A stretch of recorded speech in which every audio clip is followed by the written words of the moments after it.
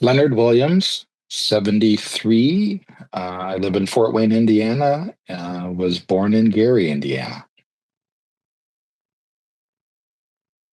Come from a working class family. Um, my father worked for a chemical company and other kind of working class jobs. My stepfather worked for U.S. Steel, um, and eventually I worked there for a few summers, and my brother worked there to get his electrical apprenticeship and journeymanship. Um, I was born in Gary, and we moved to what was then called East Gary. It's now called Lake Station. When I was about 5 or 6, just before I started elementary school. So it was a small suburb, if you will, of Gary, about 10,000 people in population. So my background culturally is just greater Chicagoland. All the media that we had came from Chicago, except for the local newspaper. So it was a small town feel, basically. Went to public school all through elementary and secondary years. That's a very long story, very long story. But my trajectory, I think, was influenced in part by coming of age in the early 60s.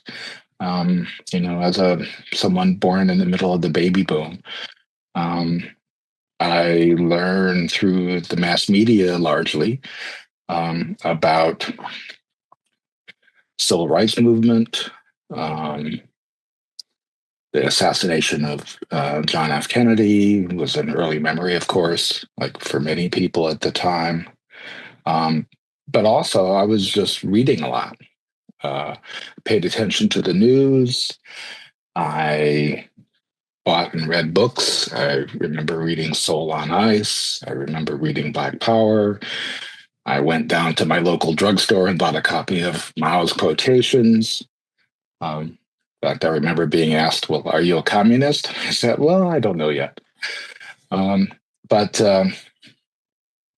so all of those kinds of movements, feminism, environmentalism, the first Earth Day occurred in 1970. Not long thereafter, there was Kent State. I was nearby, as it were, with Chicago, 68. Miami, I remember reading Norman Mailer's accounts of those two conventions, along with just consuming lots and lots of media about music, about culture, from lots of different angles.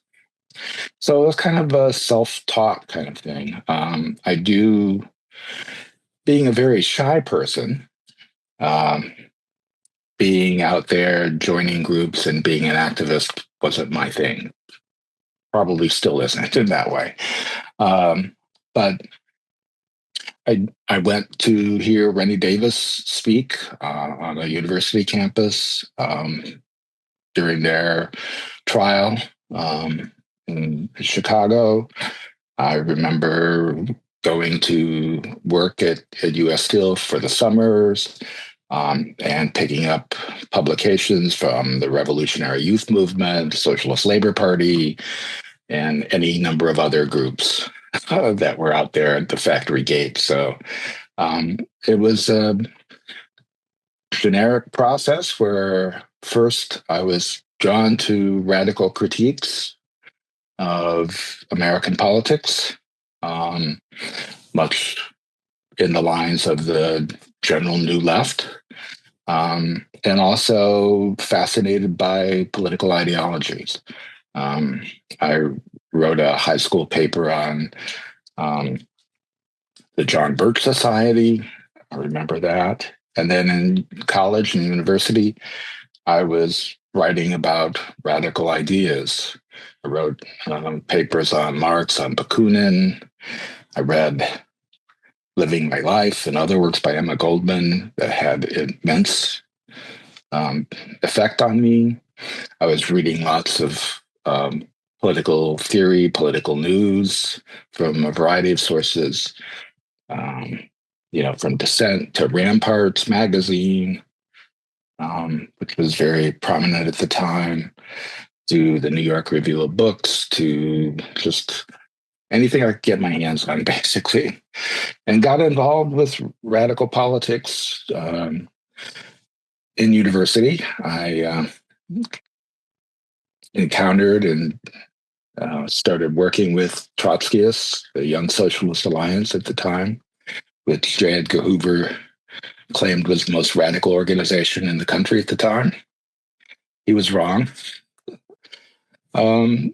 So, while I did that for a while, it wasn't my thing eventually.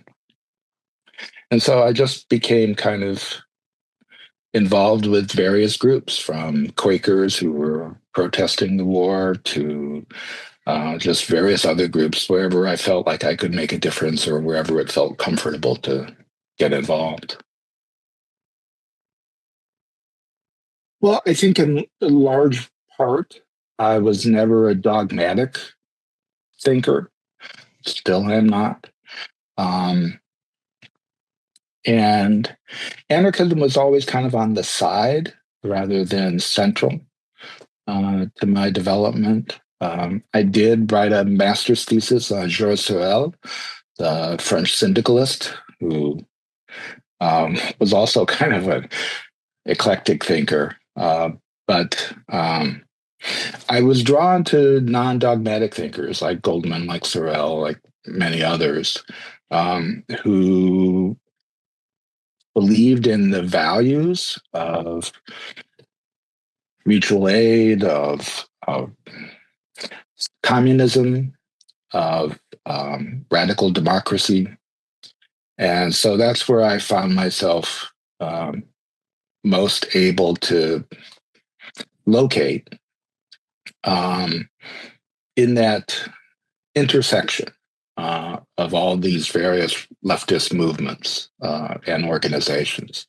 So I was never a dogmatic thinker. I was never one to say, this is who I am and I'm going to stick with it. I'm always going to be there. I moved around, and that pattern has prevailed ever since. I'm always one to keep an open mind. And when I do read, like Marxists, for example, I tend to focus on the things that are more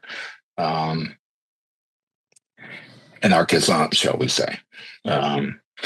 Like I'm drawn to the Marx of the Gotha program, drawn to the Marx of the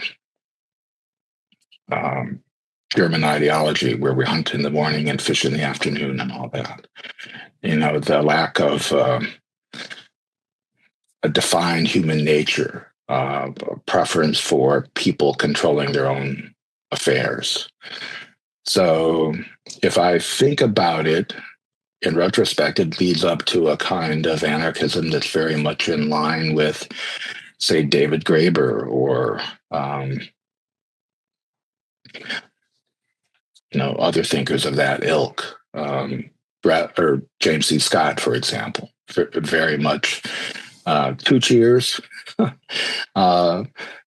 If you want to put a label on it, I guess the best label that comes to mind is a skeptical anarchist. I have the sympathy, but I,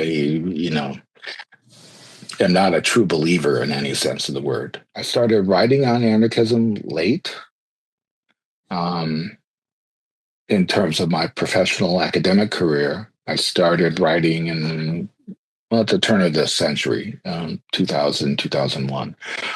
I became attracted to it because there was a student of mine who self-identified as an anarchist, very much an activist. And with Seattle appearance, the WTO demonstrations reminded me of the 60s, and that piqued my interest. And it was very much like what I remember, both the political side, but also the spectacle side, the entertainment side. It reminded me of folks like Abby Hoffman, right, who was very much a prominent figure in my youth. So that got me to start writing, and I found not only interesting things to think about, as well as some support, found, like-minded kindred spirits. Um, Based upon my writing, I got feedback from people. It's very unlikely for academics to get a fan letter, but I got fan mail. Right. And so that helped encourage me, to be sure, that provided some interest in it. And I was drawn to anarchism, I think, in large part because it served as a limit case to the standard political science stuff that I tend to teach. It imagines a community without the state, when mainstream political science is really all about the state and power.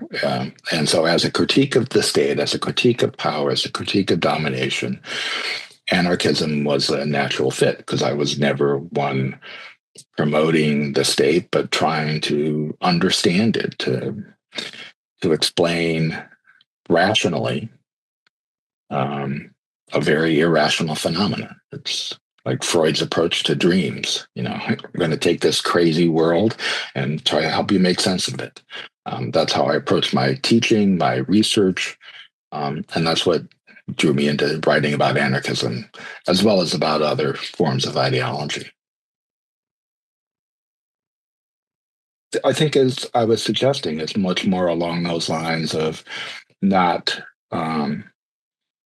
embracing dogmatism of any sort, being opposed to all forms of domination, trying to improve the situations, the organizations, the communities I find myself in, kind of nudge them in an anarchist direction, being more open to public input, for example, having more participation, caring about people, not labeling them and dismissing them.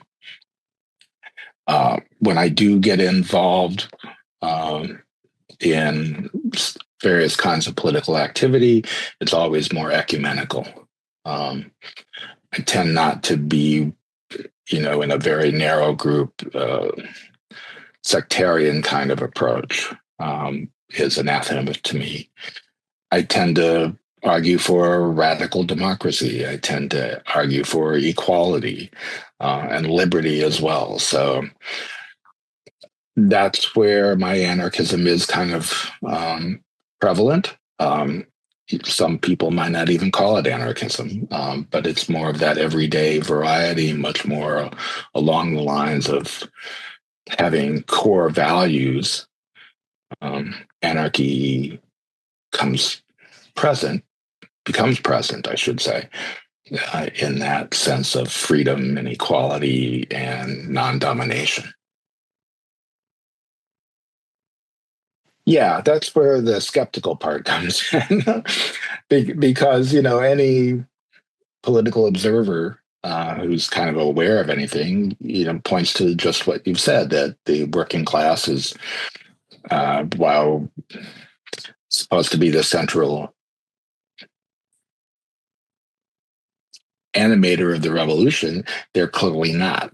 That was the whole reason, I think, for the rise of the New Left, for the Frankfurt School before them, and a variety of things ever since. It's hard to say that there's going to be any one class or any one perspective that captures this kind of discontent, that takes the discontent and brings it to the fore. It happens now and then. These kinds of things are episodic. Certainly the battle in Seattle was one episode where the left seemed to take charge. Occupy did that. The George Floyd protests did that. But there has always been, wherever there's a left radicalism, there's always been a right-wing radicalism as well. This was as true in the 60s as it is today. Understanding that is the first step toward making a difference. In addition, it also, what we need, I think, is to try to find ways not to vilify people necessarily, especially when we have to talk to them in their own language. Ideological change requires some measure of congruence. So if I'm growing up in the United States, my radicalism is going to have to speak to people who grow up in that same culture. I can't be completely alien from it. And so our purpose is either to demonstrate that there are other ways of life, but more importantly, to try to engage in a battle for control of the narrative, providing people with an alternative story that shows that their MAGA radicalism is self-defeating, won't work, is oppressive, as opposed to, a more liberating anarchist narrative. This is a very Gramscian kind of approach to understanding our political circumstances, but it's the one that appeals to me. And maybe it's just because I've been a student of ideology for too long. But that's what I would say initially. Far be it from me, though, to prescribe any particular course of action. I know what works for me, and in some senses, that may not be what other people who are more, let's say, devout anarchists would regard as anything approaching anarchism.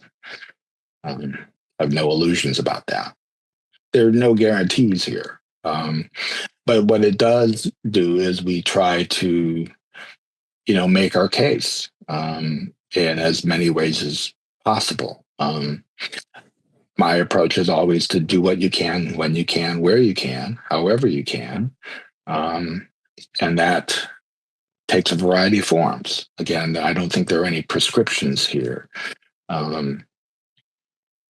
Kathy Milstein, I think, in the book Anarchism and Its Aspirations, kind of points in that direction too.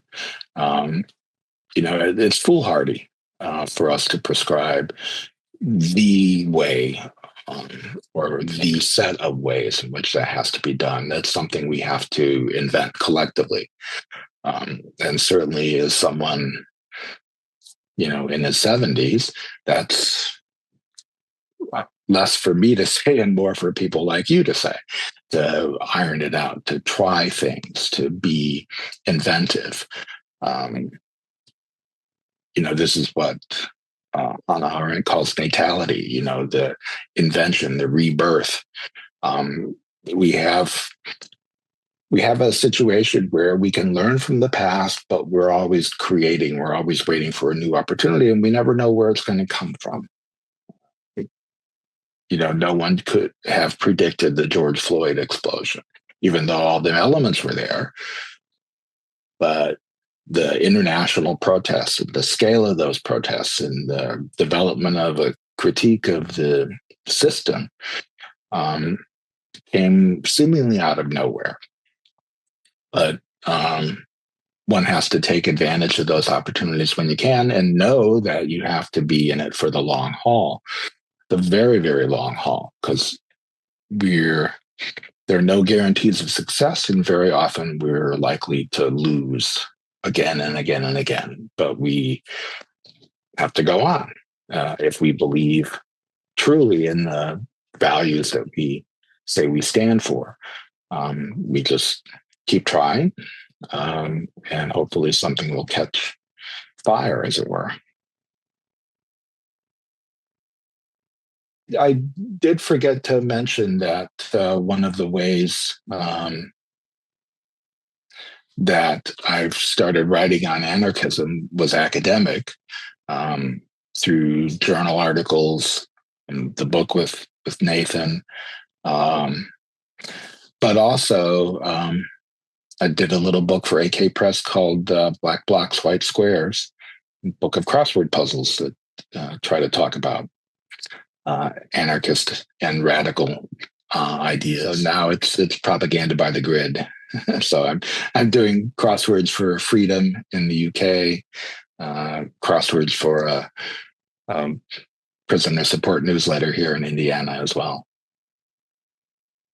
So that's sometimes how my activism appears, but also obviously getting involved in the protests that are present around the country in our time. So